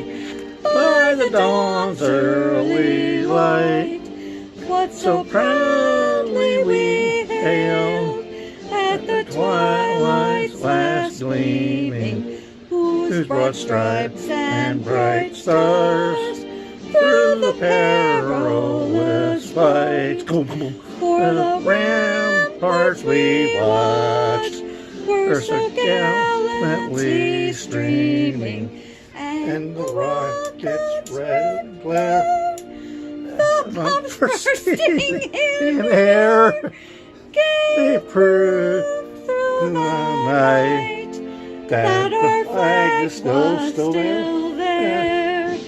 Oh, say does that star-spangled banner it's waving, o'er the land of the free, and the home of the brave. Play ball! Oh, wrong sport. Sorry, guys. All right, we're back. A little bit of a refresh on our paints, and we are looking at James Nelson, who's already gotten the wave around, but he was a perfect example. So if we cut back to James Nelson, yeah, that car definitely was worth refreshing, because what was that on the side there, Ryan? Yeah, we've got a St. Riley, which is Bill Riley, the patron saint of sports car racing and probably one of the greatest sports car racing engineers of all time. But then you got the Media Barons logo from your business car. My business car as well, so James Nelson's all right in my book. So yeah, it's a little inside baseball, but I'm good. It's a great company filled with all kinds of marketing and PR services. That's right. And we're all about the marketing here, as the rest of that livery also clearly shows orange and black in our colors. I believe the hood has Dinner with Racers on it. So yeah, we got the Continental Tire horse prancing on the back panel right there. That is a winner in our book. Exactly. So yeah, and I think, is that it for the wave rounds? Anybody else worth taking a look at? Kafka, sure, let's take a look. Now he's 4 laps down, he or she I should say, is 4 laps down, so we'll see if we can cut over to Kafka. So that's Jack Kafka. Now I believe Jack is new to the series. Okay. And may not know all the specifics, so in the kind of canary yellow. Bailey, what do you think? 4 laps down. I mean, I would let him try to get at least a lap or two. Why not? All right. Let's have some fun. Bailey, you are way too nice for this series. All right. Okay. Jack Kafka in the 44 will get a wave around because Bailey Cole. Could just add more laps and go backwards. I mean, is that more fitting for the series? It kind of is, but and then Zach Perry in the number 20. Again, I think Zach is new to the league as well, so he may not know the rule. Bailey, we're gonna leave it to you, but you've been so nice to everybody. So I guess Zach Perry in the number 20, we'll give him a wave around too, because Bailey's just too goddamn nice. Okay, I'm sorry. I'll be more cutthroat in future ones. This is why really step it up, man. Be worse. I'll get better. Yeah. All right. Well, Tyler, how many laps to green here? We're just coming to the 1 to green. All right. Should we get a word from Daniel here? Daniel Morad, if you're around and not talking to your throngs of fans on your own stream, let's get a quick update. What's going on in Daniel Morad's world? I was just trying to decide if I had to fuel or not, but apparently you don't have to refuel in this, so that's good. As you know, I'm very prepared. Yeah, that is. Well, you know a thing or two about winning at Daytona and extending fuel, so if you're in trouble, that's right. I feel like you can do it. Yeah, it's honest, interesting. I didn't even know we were at Daytona. I didn't realize. I'm just hanging on for dear life over here. All right, so you do a lot of like a true pro. Exactly. You do a lot of sim racing yourself. How's this comparing so far? Well, I don't really do oval racing, so this is kind of new to me. It's interesting to do it with a GT steering wheel because the inputs are a bit too aggressive. And I had like a 72 input correction at the beginning of the race. That was fun. So aside from that, it's going great. I think. Fair enough. So I'm not too sure. Well, we'll see. We still got just over 20 laps to go, 23 laps to be precise. So all good. How about what's going on in the world of Ernie Francis? Ernie, if you're around, let's get a quick update on your race so far. Hey, going pretty good so far. I'm sitting P2. I think we got enough fuel to make it to the end. Hopefully we just don't get wrecked and we can see what we have to try to win this race. So now, Ernie, and that's a true professional's answer right there. I mean, I felt like I was on TV. Yeah, polished. I just want to thank the number 2 Halvaline. I got to thank my Wonder Bread sponsors. You know, they've been. Are you in the Wonder Bread car? I'm in the Wonder Bread car. I should be. Oh, nice. Yeah. No, you were there. Yeah. Oh, we're going green. Oh, cool. Green. It wasn't. I don't think it looked like that before, so it's good that that's loaded because that looks awesome. All right, so looks like we are making our way to the tri-oval here. I think we will have a restart. We'll have 23 that looked laps like a jump start. Uh-oh. Oh. Well, I wonder who. One person's allowed. Justin Parcher is allowed to. Yeah, that's the benefit of being the champ. So yeah. Next time you're in a Trans Am race, Ernie, you try that, see if it works out for you. So why is he allowed a jump start? Jacob is jumping to start. So basically, we have 2 special award winners, Jacob Campbell, who is the person who did the jump start, and then Justin Parcher. Justin Parcher is our full season champion. He accumulated the most number of points at the end of the year before this one-off finale, and he gets 2 special prizes for being the champion going into the finale. One is he can get up to a 10-second advantage before the first 20 laps. And we will clear that black flag for him. If he gets more than 10 seconds by jumping a start or whatever, we won't help him. But that's only for the first 20 laps. And then the other person who gets that is Jacob Campbell, who is the person we just saw do that. Jacob had our best snipe from our LCQ last week, and as reward for the best snipe, Jacob took a little bit of a jump there, and that expires on lap 20. You can't do that. So good strategy by Jacob Campbell, exactly. Now, Ernie, if you're around, did you hear any of the conversation about sniping? I have heard, I don't know what it's in reference to, but I hear you guys. Okay, we'll give since Bailey's new here, Ryan, you want to do a quick 30-second overview of what sniping is? Because Bailey has some authority in this, and Ernie, as one of our special guest drivers, you also have the ability to call a snipe at the end. Yeah, we're seeing some awesome video work here right now. But yeah, the snipe idea came up a couple of years ago where effectively if somebody was dominating the race or doing too good of a job and missed the point of this, that it is supposed to be just calamity, we would call it snipe, which means anybody in the race that hears the snipe can take out whoever the snipe's been called on. So, for example, if right now for some reason this is not a snipe call, but if somebody called one on Jacob Campbell who's leading, the whole field now can go after him and try to take him out and do whatever they want to do it. So even including like stopping on track, going counter race, whatever the game will let you get away with, you can get involved and take that person out. And so and one of our sponsors, Trading Paints, may have a T-shirt for the best snipe. So there are stakes to doing a good job. So Ernie, you and Bailey as two of our special guests here, same with Daniel, you guys have some influence on it. So let's say somebody dirties you, and in the last 10 laps you're just unhappy with them, regardless of how they're doing in the race. You're just mad at them. If you say, hey, I wouldn't mind a snipe being called on that guy, I'm not saying it's gonna happen, but I'm saying we'll definitely evaluate it. But it's possible. Yeah.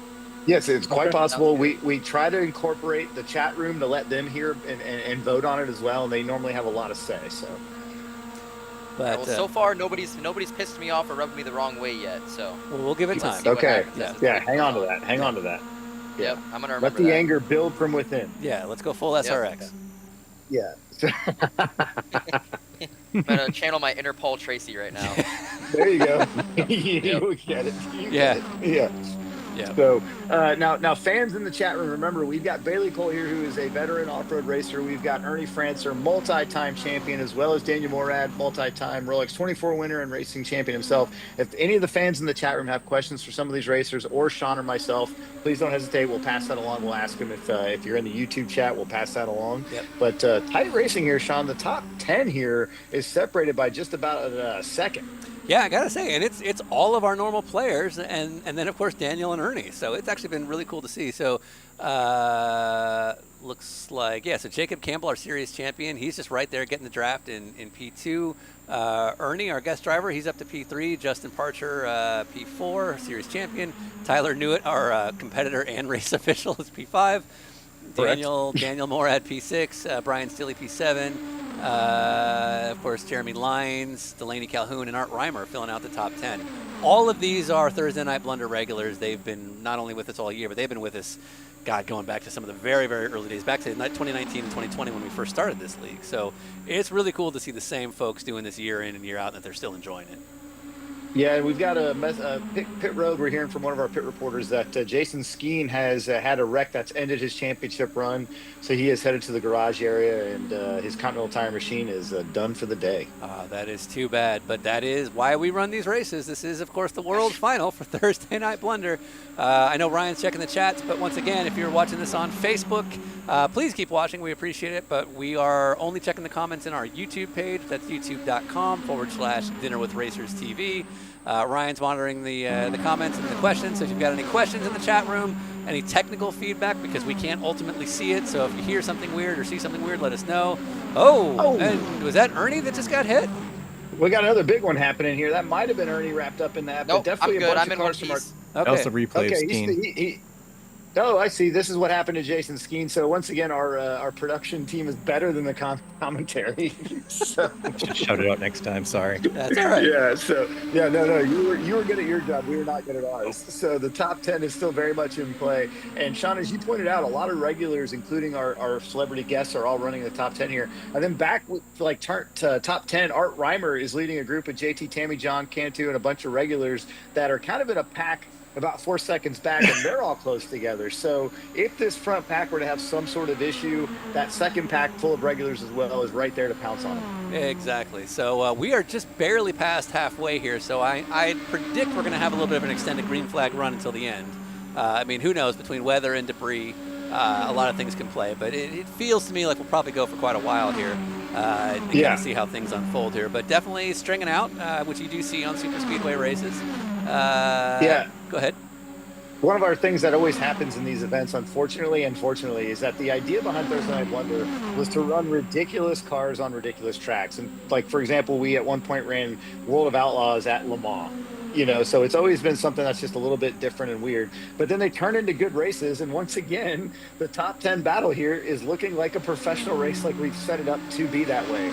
So a little bizarre, but right in line with Thursday Night Blunder standards. Exactly, and just like you would see on a normal super speedway race, everyone's kind of getting lined up in different columns. Looks like we got a low line column and a high line column, and just like you would see in a normal super speedway race, they kind of have varying speeds at different points on the track. Daniel, if you can hear us, it seems like you are. Am I right in seeing that you're on the outer lane? How's that column doing? How's that line? He's probably a little busy to unmute himself. Yeah, I mean, he's only a 10th off the front of the field here, so he was right on the bumper. Of the car in I front hear of you. him. Sorry, I just don't want to take anybody out while unmuting. All right, so we're riding Our with season you. champion just called a snipe on Aaron Smith in the yellow 70 car. Oh, okay. Aaron Smith, the number 20. It's early. It's early, but he gets a free one in the first 20 laps. That's the beauty of being Yeah. champion. Oh, so he had to make a call. Now's the time, and he's calling out Smith, who's the leader. All right, so there is a Trading Paints T-shirt in it for whoever takes out Aaron Smith, our leader. It's going to be tough because right now Aaron's very competitive, and I don't know that I'd want to break that train for the sake of a snipe. Aaron could lead me to victory, but we'll see. Also, although we've got some people in we front. see cars backing up. We got cars backing up already. Immediately the snipe is in play, and it's already effective. But he's going to make it through. I think, Sean, is he going to? He just clears that car that tried to hold him back. Now you got to keep in mind that these guys that are running in that top 10 pack, they obviously want to help out with the snipe. But if they take him out and then they get caught up in it, as we see a big one happening, it's going to affect their race as well. So right now, the 70 car not affected by that snipe call out. Yeah, exactly. And what's interesting was as soon as we called the snipe, what lane and what pack you're in obviously has a huge bearing on your speed. Everyone immediately detached from him once the snipe was called. So he almost got hung out to dry just on that. But he managed to survive that lap. In fact, we had a couple people wreck behind him. That opened up the door for one Daniel Morad to jump up to P2 here in his first ever Thursday Night Blunder event. So the pro driver's sticking through. Yeah, Jacob Campbell, our race admin, I think was sitting on the bumper of the 70 of Smith there and hasn't done anything with it yet, but it would definitely be a little bit of an issue, I think, if our race director is also calling out and causing the snipes. So this is exciting for the fans at home. The chat room is loving it. And I will say, I think that snipe, we'll make this up on the fly here, I do think that snipe should have an expiration point. Oh, I like that. Yeah, definitely. Let's make up rules in the middle of the race. That's the way to do it. That is, we've learned from the best. Explain this snipe to me. Like, you can just take the guy out. Like, how does it work? Yeah. So basically, so and Daniel, do I get a T-shirt?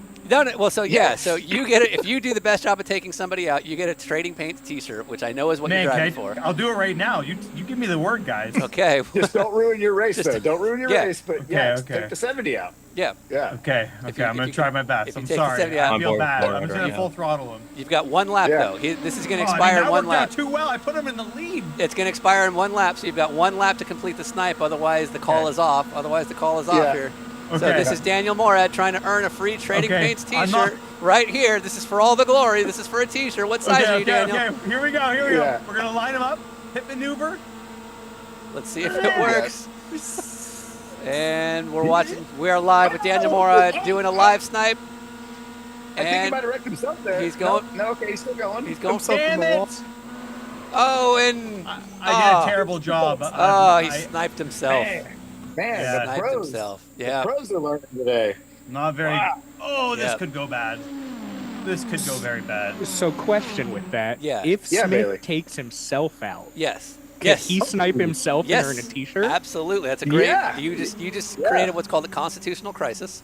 But I believe we would allow that. He could snipe himself. Now, having said that, now that he's on lap 24, the snipe is off. The snipe is off. Yes. On Aaron Smith. Wow. The snipe is off. He managed to survive That's it. That's a first. Yeah. That's the first in DWR history. Yeah. So, but meanwhile, Daniel Morad taking himself out in the process. But the race is still here. We still got a time. We got 10 laps. We have a little wheel damage, but it doesn't seem too bad. Okay, good. Now, having said that, our guests of honor, including yourself, Ernie, and Bailey here, all of you do have some influence should we decide to call a snipe here at the end if somebody were to do something that might irritate you. Not to say it's going to happen, not to say that we're going to honor it, but we will heavily regard any snipe calls you ask for. Yeah, working lap 24 here as they cross the start-finish line. That's definitely a first in DWR Thursday Night Blunder history. A snipe survivor. That's a new one. Got to give him credit for that. I say we're all just nice people. Really well done. Well, you're Canadian. We accept that. I don't know what Ernie's excuse is. He's a lovely young man. Yeah. I mean, clearly, it's not something you hear every day where you're allowed to go and take somebody out. So obviously, we do not have practice in this. Speak for yourself. Whatever you, I want to be involved in that. So that sounds like fun. That's off-road racing. It's called 2 tons. Oh dear, there's a big wreck. Big wreck. Big, we're wrecking God, here. we just Okay, got we're a I few didn't seconds. lift, by the way. We're a few seconds behind on our feed, so we'll probably see it. So Yeah. Daniel, you're commentating live, but we'll see it about 8 seconds later. I'm So sorry, I here it ruined comes. it. No, Just here it check goes. this. And Watch this. we've Hold got- my beer, guys. Hold my beer. Gosh, here's Daniel right here. Let's see what happens. Nice job. You survived it. Yeah, very close. Well, thank you. And Yeah, now, Aaron Smith, man, having a great run. Yeah, is this Aaron Smith's day? That's a great question. Yeah, Jeff from our chat room is suggesting we make a "I survived a Daniel Morad" shirt as for Aaron Smith there. Seeing the Delaney Calhoun getting caught up there, that's a real bummer for Delaney. Awesome dude, club races himself, and he's gonna have to kind of get that thing back up on the oval here and keep it going. So bummer to see him have an issue. All right, we have about 9 laps to go. In theory, we do have green-white checker available in this race, so we should hopefully end under green. But meanwhile, we are watching Jacob Campbell, who's basically the man behind the series running, and Aaron Smith, who survived everything. Yeah, now if the chat sees a bunch of debris down there, we'll call it. Because there's right now, debris the in top 4. 20 I saw it. There's a water bottle down here. We're hearing Yeah. the water bottle. It sounds like Robbie Gordon's water bottle is on the track, which is interesting. He was not entered today. Yep. Did it have a Lebanese flag on it? I cannot confirm nor deny. I see. All right. Well, we'll see if other drivers report. Fizzy bubbly. We'll see. I think we're yellow. Are we yellow? Yeah, yellow is out for an We are unidentified yellow. water bottle on the track. Okay. Yeah.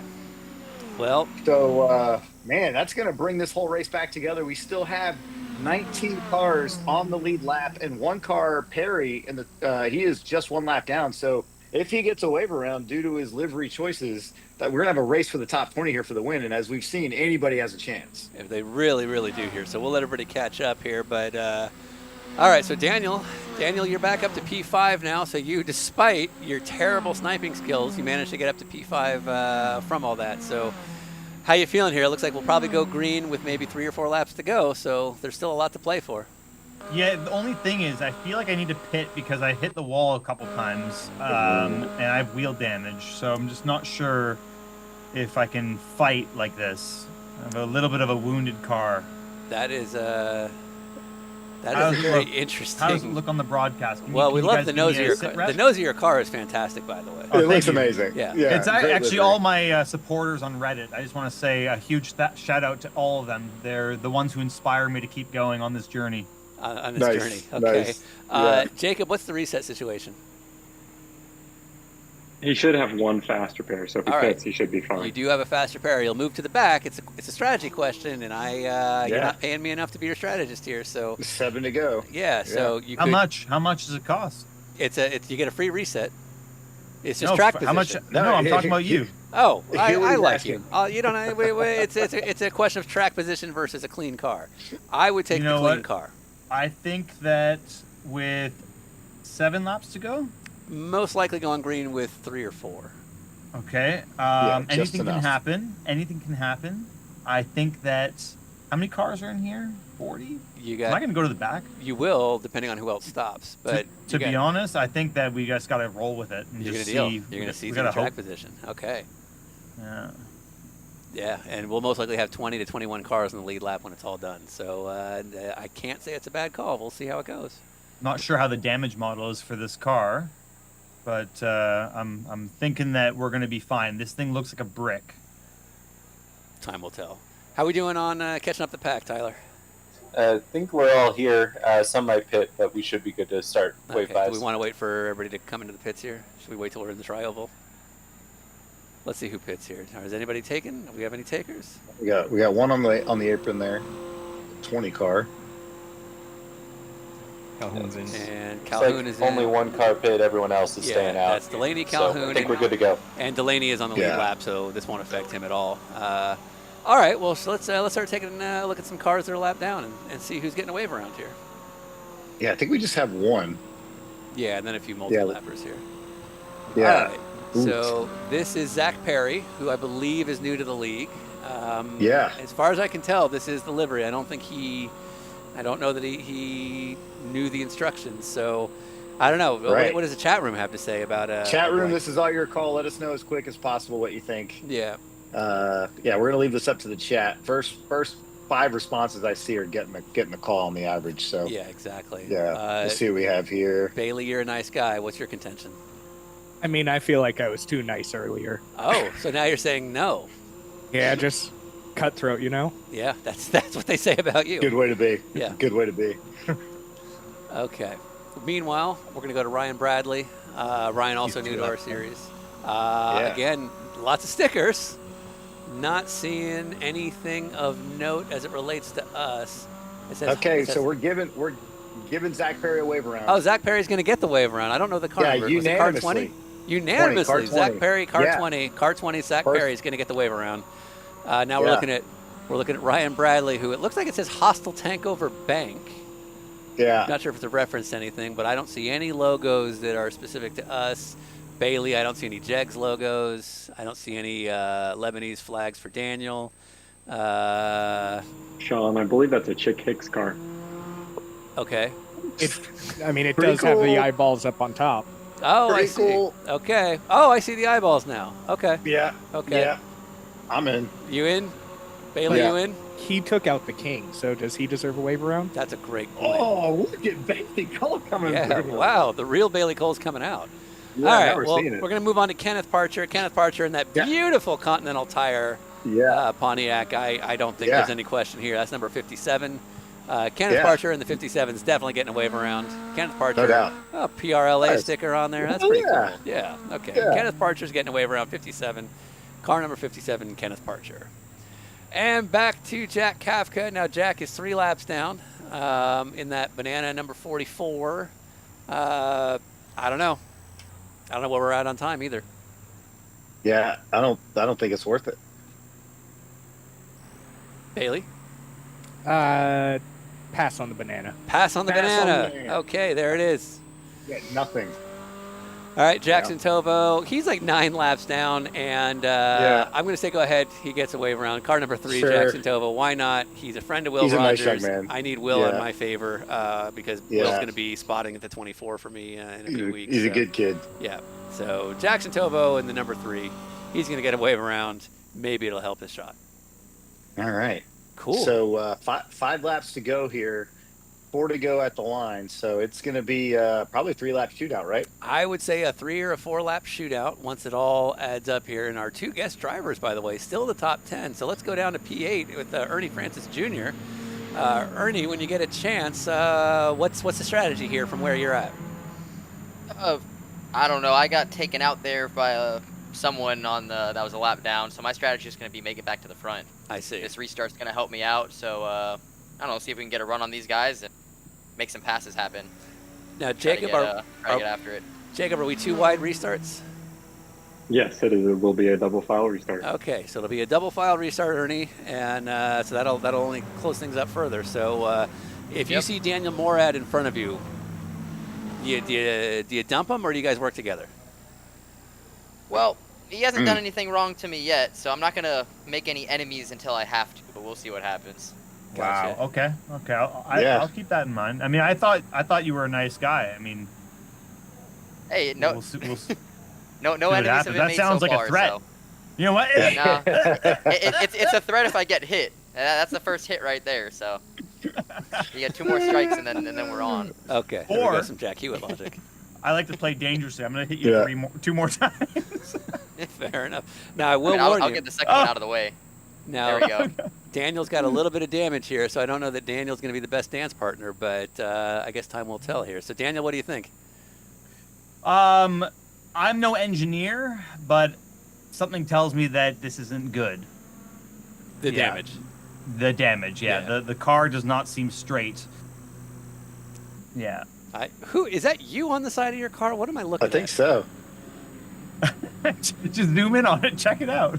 Yeah, let's go back to the side profile of your car. Give me a little critique. I put some extra Continental. Actually, I can't lie and take credit for this. I have to say, my buddy Jeff Fleischman, he's the mastermind behind this piece of this beautiful artwork. It is. Just check it out. It is magic. While you're at it, just you see that? You see what's that website there on the side? Oh, over at Moradness.com. Is this where we buy sim racing I think gear it's and all kinds of? I would say continentaltire.com. absolutely avoid that site. Go to Continental Tires. Go to Dinner with Racers. Check out the latest episode where we talk about aliens and pyramids. Great new batch just dropped. Daniel Morad, this is a big part of it. Yep. Actually, Mike Skeen messaged me today. He's like, "Hey, dude, I liked your episode. Oh, like, that's cool. You like aliens and pyramids?" Yes.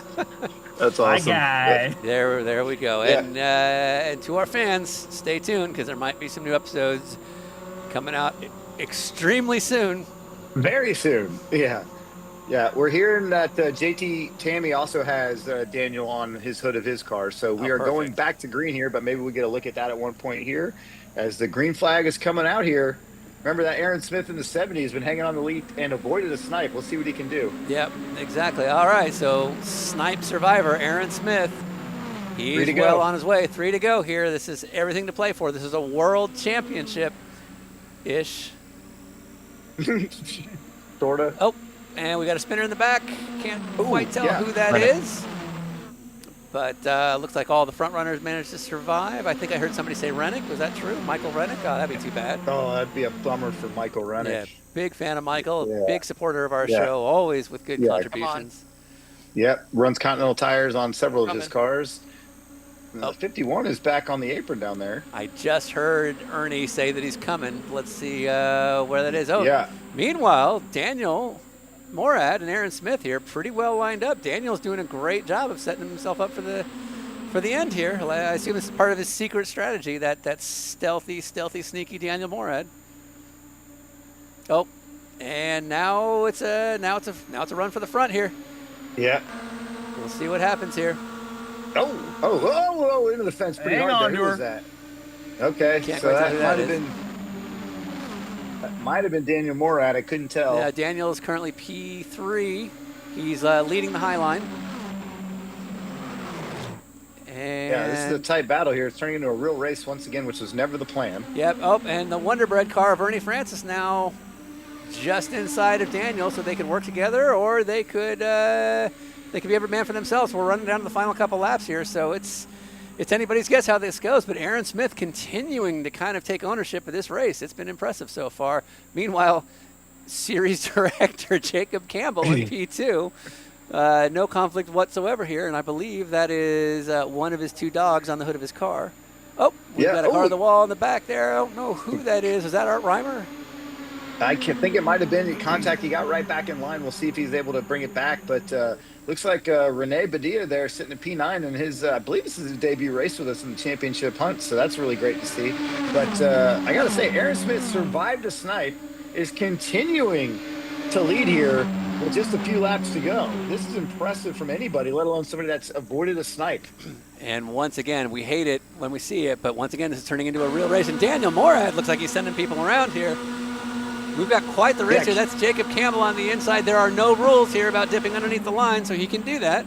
And we've got a 3-wide. In the chat room pointing out a good point that we're not sure if we can handle having a reputation for good races, as we are 3 wide, 2 rows deep. Yep, and our 2 pros, Daniel Morad and Ernie Francis, they're almost forming up on their own. We've got a little bit of chaos in the back. We're going to the white flag, Ryan. We are going to the white flag.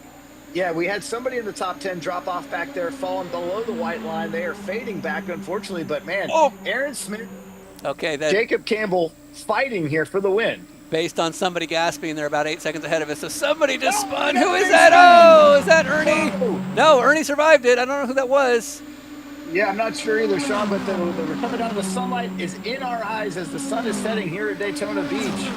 3 wide for the win on the back straight, coming in the last 2 turns of the season. It's going to be Aaron Smith. Yeah, it's going to be Jacob Campbell. It's going to be Daniel Morad. We've got a 4-way battle here. Jonathan Taylor, Tammy. Aaron Smith is spinning. Gone. He's gone. He is out of it. A 3-car battle for the lead. We've got that JT Tammy in the mix too. Who's it going to be? Is it going to be Jacob Campbell? Is it going to be JT Tammy? Oh, no. Let's go. Here we go. Yes. And what is a it? Win. Oh, it's Morad. Daniel Morad.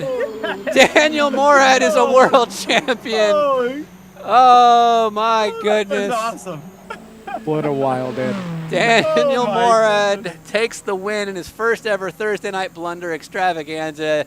Daniel, you're live. We're looking at you right now. I can't believe what just happened. That was hilarious. Big season of DWR for Daniel Morad. He has a debut episode. He has a debut win.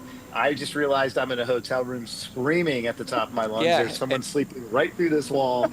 It's 1:50 in the morning, so I'm leaving. Great job, Daniel Morad. Any sponsors you want to thank? Oh, I mean, well, for sure, Continental Tires, obviously, for putting all this greatness on. No, but that was fun. That was fun. Really enjoyed that. Thanks for inviting me. Huge shout out to Jeff for creating this beautiful livery. Morad and its M Squad.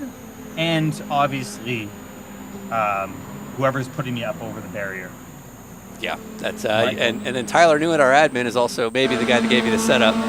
Tyler came through clutch there. That was pretty epic. I mean, the setup was sketchy to drive. I'm not gonna lie, but it was fast. You know what they say? When she's loose, she's fast. I think that's what they say. I'm saying nothing, sir. Yeah, I mean, hey, listen. Get your head out of the gutter, okay? I appreciate you, but that was impressive. So, was there strategy there? Were you winging it? How did this work out for you? The strategy. I mean, to be fair, wasn't sure if the car was even going to be capable, but we just prayed, and in the end, it was fine. Like the draft, I was advised not to call it a slipstream because we're doing NASCAR. It's called the draft. Okay. There you go. Canadian. And the draft was the most important thing. And once the carnage broke out on that back straight, I think it was all about just getting the slingshot off of 4, just like they do in Talladega Nights and Days of Thunder. I kind of studied that tape and then applied it here. Makes sense. All right. Well, hell of a job there. Are you in Toronto right now? You guys were saying on the 97, my face is literally on the front of that car, and it says aliens and pyramids. There you go. That's our fans. Is fantastic. That is our fans. Yeah, I'm in Toronto. God bless them. All right. So it's not too late over there. So cool. All right. Well, obviously you've thanked our sponsor Continental and everything you do. How's anything in the world of Daniel Morad to report before we let you go? Yeah, I mean, right now I'm currently unemployed, so that's fun. Just changing things up. Gotcha. Well, we don't have to difficult decisions, Gotcha. But needed to kind of make some changes and figuring life out. But yeah, different direction. We're doing a lot more content. I'm going to be driving something in 2026. Cool. Just working on that right now. Gotcha. So I wish I could tell you more. No, that's all good. We'll definitely help you when the time comes. But I love. Who are we looking at on the 97 there? I love that logo. JT Tammy. That JT Tammy with the Daniel Morad hood there. All right. Well, obviously you won in your very first time with Dinner with Racers here because of the sim gear that you wear, which obviously gives you a special advantage. So tell me about the sim gear and where I can get it. Yeah. So, well, first of all, this is my first race that I've properly done on our brand new advanced sim racing rig. So this thing is like state of the art. It has 5 degrees of motion. So I got like traction loss. There's sway and yaw. So it's kind of like interesting to feel the car wobble on the straight. So that was new for me. But yeah, Moradness Gear is what we do. Like that's our company. And thank goodness for that because now I don't feel so bad. Even if I don't drive anything, we have a great company to work with. And my wife and I run this. So we do sim racing gloves and apparel and also for karting. So tonight I wore the Ricky Bobby and Cal Naughton Jr. gloves. So we have like the Shake and Bake collection we just launched. As you should. So I thought, for NASCAR, we have to honor the Wonder Bread and Old Spice kind of livery. I respect that. All right. Yeah. Well, really good job. Ernie, you still there? Ernie might have left. Yep, I'm still here. Okay, so this was your Thursday Night Blunder debut. How did it go for you? It was going pretty good there for a little bit, and I kind of went for it on coming to that last lap, going below the yellow line, and it worked out for a little bit till we got to turn 1, and then it didn't. So, but overall finished 4th, so not too bad. Yeah, can't say that was bad, and you definitely were willing to mix it up. So that's all that we ask. Oh yeah, yep. I was gonna go for it one way or another. It was checkers or wreckers. Copy. So we don't want to put you in any bad spots, but how's next year looking?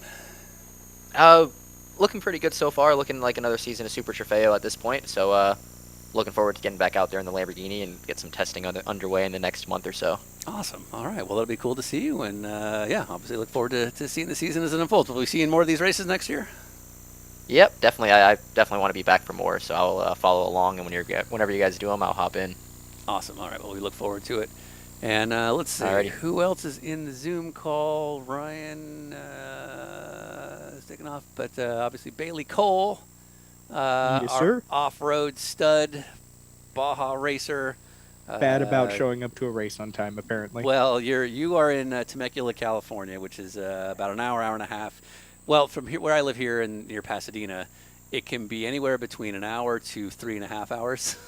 Yeah, that was me. the issue and today. that's where you got caught. Yeah, this is this time of year when you get into late afternoon, anywhere in Southern California is awful, and obviously you experienced that.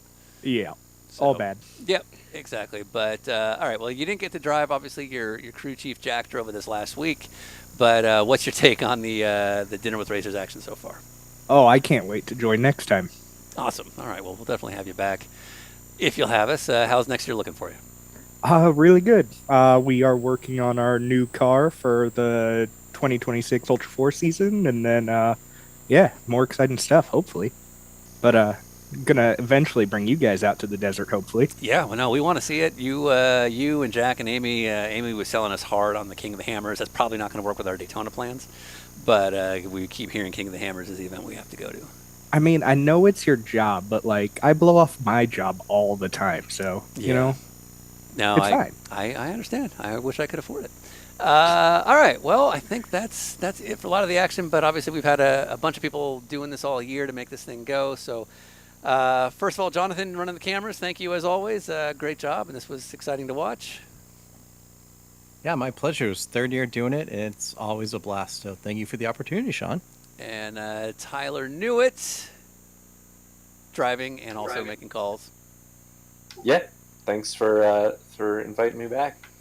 And last but not least, the guy who really made this season happen, who we couldn't do this without you. So Jacob Campbell, if you're around, thank you as always.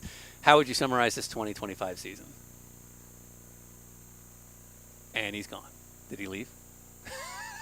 Oh, he's muted. I'm muted. Oh, I'm here. I was gonna say it was a blast. I had a lot of fun. It's always fun hanging out with the Dinner with Racers fans and just run around in a bunch of race cars that don't make any sense on racetracks. Exactly. But you did a great job. Everyone seemed to really enjoy themselves. And, yeah, thank you for another season. What do you think about next year? So I think for next year, I think we're looking at maybe late January. Probably, I think the last Thursday in January is the 26th. So we'll probably start around there. So I'll send out an email to everybody. And if you're interested in joining the league, then go over to the Dinner with Racers page and submit your application. We'll get you taken care of. Absolutely. But, yeah, if you guys are going to do it, then we'll probably be back similar time next year. Unfortunately, I don't have YouTube open to look at the chat room comments to see what, if any, feedback anybody's given. But let's see, who have we got in the looks like Jackson Tovo is in the Zoom. But, Jackson, I think we've got to get going here. Yeah, so, Jacob, great job as always. Thank you. We look forward to next year. I'm sure it'll be a great time, and we'll see everybody next year. So, thank you.